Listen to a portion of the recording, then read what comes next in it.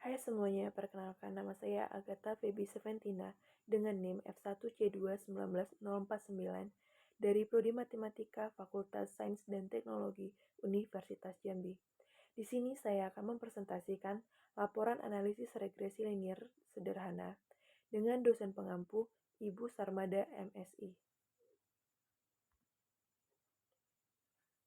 Yang pertama, pengertian analisis regresi. Analisis regresi merupakan suatu metode statistik yang dapat digunakan untuk mengetahui hubungan antara variabel independen yang satu atau lebih dengan variabel dependen.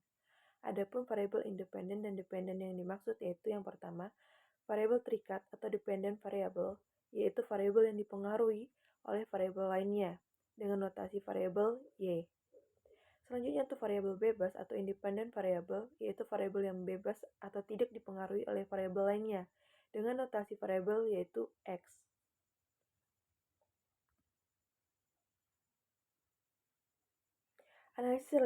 Analisis regresi linier terdiri dari dua bentuk, yaitu regresi linier sederhana dan regresi linier berganda. Secara umum, perbedaan regresi linier sederhana dan regresi linier berganda yaitu pada jumlah variabel bebasnya. Regresi linier sederhana hanya menggunakan satu variabel bebas pada persamaannya, sedangkan regresi linier berganda, persamaannya menggunakan dua atau lebih variabel bebas. Untuk regresi linier sederhana, merupakan model persamaan yang menggambarkan hubungan satu variabel bebas dan satu variabel tak bebas, yang digambarkan dengan grafik lurus seperti pada gambar pertama. Dapat dilihat pada gambar pertama, Y sama dengan A tambah BX. Untuk Y merupakan variabel terikat atau variabel respon, sedangkan untuk A yaitu konstanta atau intercept, perpotongan dengan sumbu vertikal, sedangkan B konstanta regresi, dan X itu merupakan variabel bebas atau variabel prediktor. Selanjutnya langkah-langkah analisis regresi linier sederhana. Yang pertama, menentukan tujuan dan melakukan analisis regresi linier dari melakukan analisis regresi linier sederhana. Yang kedua, melakukan identifikasi variabel independen dan variabel dependennya. Selanjutnya, melakukan pengumpulan data, lalu disajikan dalam bentuk tabel. Yang keempat, menghitung X kuadrat, Y kuadrat, dan X kali Y dan total dari masing-masing variabel. Yang kelima, menghitung A dan B berdasarkan rumus yang ditentukan. Yang keenam, membuat model persamaan garis regresinya. Selanjutnya, melakukan prediksi terhadap variabel independen dan variabel dependennya. Dan yang terakhir, uji signifikansi dan menentukan taraf signifikansinya. Fungsi dan tujuan analisis regresi. Untuk fungsi analisis regresi yang pertama yaitu membuat estimasi rata-rata dan nilai variabel tergantung dengan didasarkan pada nilai variabel bebas. Yang kedua, untuk menguji hipotesis karakteristik dependensi. Yang ketiga, meramalkan nilai rata-rata variabel bebas yang didasari nilai variabel bebas di luar jangkauan sampel. Untuk tujuan analisis regresi yang pertama, yaitu untuk mendapatkan pola hubungan secara matematis dari variabel X dan variabel Y-nya. Dan yang kedua, untuk mengetahui perubahan antara variabel X terhadap variabel Y. Yang ketiga, untuk memprediksi variabel Y jika nilai X diketahui. Selanjutnya, uji signifikansi parsial. Uji parsial atau uji t-test adalah uji yang digunakan untuk mengetahui pengaruh dari variabel independen secara individual terhadap variabel dependen. Variabel independen terdapat konstanta A dan B yang digunakan untuk melihat pengaruh konstanta A dan B terhadap variabel dependen. Selanjutnya, langkah-langkah uji parsial pada analisis regresi linier sederhana. Sebelum melakukan uji parsial, terlebih dahulu menghitung nilai variansinya dari variabel X dan Y serta nilai error dengan rumus Sx kuadrat sama dengan N sigma Xi kuadrat dikurang sigma Xi pangkat kuadrat per N dikali N kurang 1. Untuk S Y kuadrat sama dengan N sigma Y kuadrat dikurang dengan sigma Y kuadrat per N dikali N kurang 1. Untuk errornya, sigma E kuadrat sama dengan sigma E kuadrat N dikurang 1 per N kurang 2 dikali dengan SY kuadrat dikurang B kuadrat SX kuadrat. Selanjutnya uji signifikansi konstanta A. Hipotesis H0 jika H0 adalah A sama dengan 0, maka konstanta tidak dipengaruhi signifikan. Dan jika H1 adalah A tidak sama dengan 0, maka konstanta berpengaruh terhadap signifikan. Tentukan taraf signifikan A dengan mencari tabel T dengan df sama dengan N dikurang 2. Untuk statistik ujinya mencari T hitung dengan rumus T alfa dikurang alfa 0 dikali Sx akar N dikali N kurang 1 per Se akar sigma dari Xi kuadrat. Untuk A0 bergantung pada hipotesis awal atau biasa diasumsikan 0. Untuk kriteria uji, jika T hitung lebih besar sama dengan T tabel maka H0 ditolak. Tetapi jika T hitung lebih kecil dari T tabel maka H0-nya diterima. Selanjutnya menginterpretasikan kesimpulannya. Selanjutnya uji signifikansi pada konstanta B. Yang pertama hipotesis. Jika H0 adalah B sama dengan 0, maka konstanta tidak dipengaruhi signifikan. Tetapi jika H1 adalah B tidak sama dengan 0, maka konstanta berpengaruh terhadap signifikan. Selanjutnya menentukan taraf signifikan B. Kemudian mencari tabel T dengan df sama dengan N dikurang 2. Dengan statistik ujinya mencari T hitung dengan menggunakan rumus T sama dengan B dikurang B0 dikali XX akar N dikali N kurang 1 per SE. Untuk B0 tergantung pada hipotesis awal atau biasa diasumsikan dengan 0. Untuk kriteria ujinya yaitu jika T hitung lebih besar sama dengan T tabel, maka H0-nya ditolak. Tetapi jika T hitung lebih kecil dari T tabel, maka H0-nya diterima. Selanjutnya dengan menginterpretasikan kesimpulannya. Pengertian dan langkah-langkah uji simultan atau uji F. Uji simultan atau uji F dilakukan untuk melihat pengaruh dari seluruh variabel bebas secara bersama-sama terhadap variabel terikat. Pada uji simultan, penguji statistik ANOVA merupakan bentuk pengujian hipotesis di mana dapat menarik kesimpulan berdasarkan data atau kelompok statistik yang disimpulkan. Pengambilan keputusan dilihat dari nilai F yang ada di tabel ANOVA. Untuk H0, itu merupakan variabel independen tidak berpengaruh terhadap variabel dependen, sedangkan H1 yaitu variabel independen berpengaruh terhadap variabel dependen. Selanjutnya ditentukan taraf signifikan A-nya, kemudian mencari tabel F dengan df 1 sama dengan 1 dan df 2 sama dengan N kurang 2. Untuk statistik ujinya menggunakan bantuan tabel ANOVA, seperti yang dapat dilihat, ada jumlah variansi regresi, jumlah variansi galat, jumlah variansi total, ada juga jumlah kuadrat, derajat kebebasan, rata-rata jumlah kuadrat, dan F hitungnya. Yang pertama dengan JKT atau jumlah kuadrat total yaitu sigma YI kuadrat dikurang dengan sigma YI kuadrat dikuadratkan per N. Untuk JKR atau jumlah kuadrat regresinya, B dikali sigma XI YI dikurang dengan sigma XI dikali sigma YI per N. Untuk JKG-nya atau jumlah kuadrat galat dengan rumus JKT dikurang JKR. Selanjutnya RJKR-nya atau rata-rata jumlah kuadrat regresi dengan rumus JKR per T. Dan untuk RJKG yaitu rata-rata jumlah kuadrat galat dengan rumus JKG per N kurang 2. Untuk mencari F hitungnya yaitu RJKR per RJKG. Dengan kriteria uji, jika F hitung lebih besar sama dengan F tabel, maka H0-nya ditolak. Tetapi jika F hitung lebih kecil daripada F tabel, maka H0-nya diterima. Selanjutnya koefisien korelasi. Koefisien korelasi merupakan angka yang menunjukkan tinggi atau rendahnya hubungan dua variabel atau lebih. Koefisien korelasi yang tinggi menandakan besarnya hubungan di antara kedua variabel. Besarnya koefisien korelasi berkisar pada negatif pada R lebih kecil daripada negatif 1 atau lebih kecil sama dengan 1. Dengan arah hubungnya dinyatakan dengan tanda positif dan negatif. Di depan angka, koefisien korelasi. Korelasi yang membahas hubungan dua variabel dinamakan dengan korelasi linier sederhana. Sedangkan koefisien korelasi untuk sampel dilambangkan dengan R. Pengakuan koefisien korelasi dapat dilakukan menggunakan rumus RXY sama dengan BXX per SY itu dapat dihasilkan dengan RXY kuadrat atau koefisien determinasi per kuadrat dari koefisien korelasi.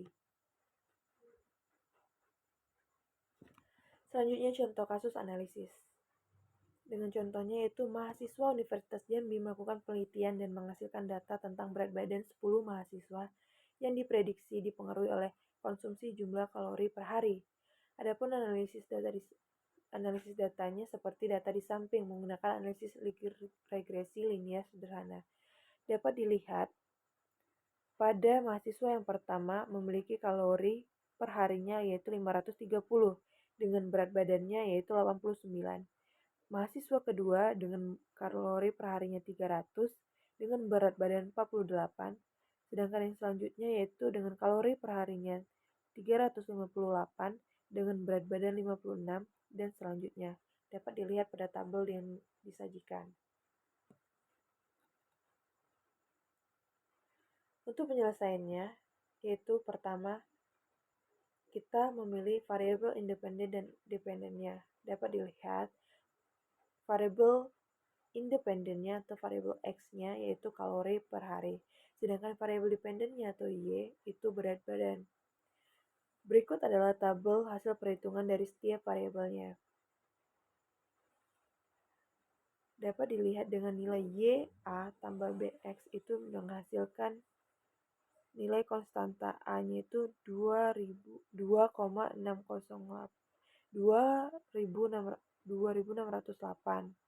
yang dinyatakan rata-rata berat badan saat jumlah kalori per harinya 0 adalah sebesar 2,68. Dengan nilai B-nya yaitu dicari dengan B sama dengan N dikali sigma XI kali sigma XI YI dikurang dengan sigma XI dikali sigma YI per N sigma XI kuadrat dikurang dengan sigma XI dikuadratkan. Maka didapatkan hasil B yaitu 0,149.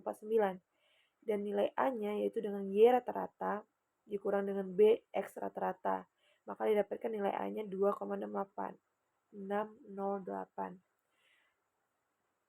Maka dapat kita interpresentasikan yaitu konstanta A 2,608 yang menyatakan rata-rata berat badan saat jumlah kalori per harinya atau X0 sama dengan 0 adalah sebesar 2,68. Sedangkan konstanta B 0,149 yang dinyatakan setiap kenaikan sebesar 1 pada berat badan maka jumlah kalori per hari kemungkinan akan bertambah sebesar 0,149.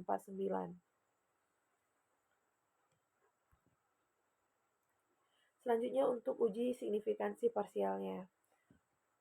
Untuk menghitung nilai variansi X, Y, dan errornya dapat dilihat dengan rumus XX kuadrat sama dengan N dikali sigma XI kuadrat dikurang dengan sigma XI kuadrat per N dikali N kurang 1 itu didapatkan hasil XX-nya yaitu 98,571. Sedangkan untuk SY-nya, variansi Y-nya itu didapatkan 15,456 dan errornya didapatkan 5,318. Untuk uji signifikansi konstanta A, kita mulai dengan hipotesis. Hipotesis yang pertama, jika H0 adalah A sama dengan 0, maka konstanta tidak dipengaruhi signifikan terhadap berat badan. Tetapi jika H1 adalah A tidak sama dengan 0, maka konstanta berpengaruh signifikan terhadap berat badan. Dengan taraf signifikansi yang kita gunakan yaitu 5% per 2 yaitu 0,025. Untuk DF-nya yaitu dengan rumus DF N kurang 2 yaitu nilai N-nya adalah 10 maka dikurang 2 yaitu 8. Untuk T-tabelnya kita dapatkan hasil 2,306. Maka dengan statistik ujinya kita cari nilai T hitung, yaitu dengan rumus A dikurang A0 dikali dengan XX akar N dikali N kurang 1 per S error dikali akar sigma dari SI kuadrat. Maka didapatkan nilai T hitungnya yaitu 0,354. Maka dapat dilihat 0,354 itu lebih kecil dari 2,306. Maka artinya T hitungnya lebih kecil sama dengan T tabel, maka H0-nya diterima. H0 diterima artinya konstanta tidak berpengaruh signifikan terhadap berat badan. Selanjutnya untuk uji signifikansi konstanta B. Yang pertama hipotesisnya yaitu jika H0 adalah B sama dengan 0, maka konstanta tidak berpengaruh signifikan. Tetapi jika H1 adalah B tidak sama dengan 0, maka konstanta berpengaruh terhadap signifikan. Untuk taraf signifikan yang kita gunakan sama yaitu 0,025 dengan nilai DF-nya sama dengan 8, maka kita lihat T-tabelnya yaitu 2,308. Untuk statistik ujinya, kita gunakan untuk mencari T hitung yaitu B dikurang B0 dikali XX akar N dikali N kurang 1 per S error dengan hasil T hitungnya yaitu 25,976. Dengan kriteria uji, jika T hitung lebih besar sama dengan T tabel, maka H1-nya ditolak. Tetapi jika T hitung lebih kecil dari T tabel, maka H1 diterima. Dapat dilihat 25,976 itu lebih besar sama dengan 2,308, yang artinya H1 ditolak. H1 ditolak artinya koefisien efek dari kalori per hari berpengaruh signifikansi terhadap berat badan. Selanjutnya uji signifikansi simultan hasil penaksiran parameter. Untuk hipotesisnya, H0 adalah variabel independen tidak berpengaruh terhadap variabel dependen, sedangkan H1 variabel independen berpengaruh terhadap variabel dependen. Dengan taraf signifikannya, A itu 5%, yang kita gunakan yaitu 0,05, dengan DF-nya yaitu 8. Untuk nilai F hitung, F tabelnya yaitu 5,32. Untuk nilai F hitungnya dengan rumus kita mencari nilai JKR, JKG, JKT, dan derajat kebebasannya, rata-rata jumlah kuadratnya, dan ditemukanlah F hitungnya.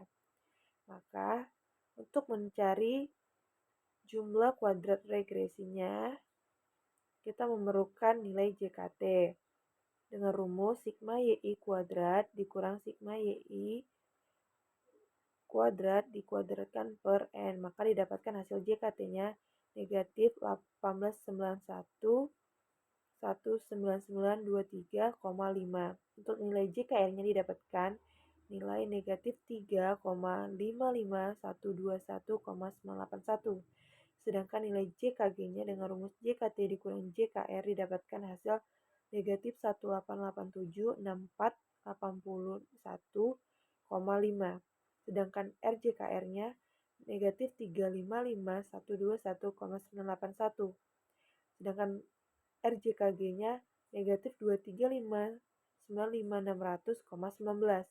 Maka didapatkan F hitungnya RJKR per RJKG yaitu 0,015. Maka kriteria ujinya jika F hitung lebih besar sama dengan F tabel maka H0-nya ditolak. Tetapi jika F hitungnya lebih kecil daripada F tabel maka H0-nya diterima. Dapat dilihat 0,015 itu lebih besar sama dengan 5,32, maka H0-nya diterima. Artinya variabel independen tidak berpengaruh terhadap variabel dependennya.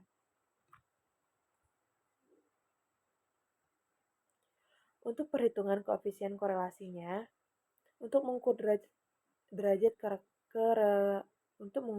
derajat keeratan hubungan dapat menggunakan rumus korelasi Pearson seperti RXY sama dengan B dikali XX per XY itu didapatkan hasil 0,95. Berdasarkan kriteria Guilford, Hubungan yang terjadi antara efek kalori per hari dan berat badan adalah kuat. Koefisien determinasinya didapatkan nilai RXY kuadratnya yaitu 90,25%, yang artinya efek kalori per hari sangat berpengaruh terhadap berat badan sekitar 90,25%, dan sisanya 9,75% berat badan dipengaruhi oleh faktor lain yang tidak dapat dijelaskan dalam model. Untuk prediksinya, beberapa perkiraan berat badan jika kalori per harinya adalah 545, maka jika X-nya adalah 545, maka didapatkan dengan YA tambah BX yaitu 55,503, yang berarti jika efek kalori per hari sebesar 355, maka perkiraan berat badannya yaitu 55,503. Baiklah, sekian presentasi saya. Jika ada kesalahan kata, lebih dan kurangnya saya mohon maaf. Terima kasih atas pengertiannya.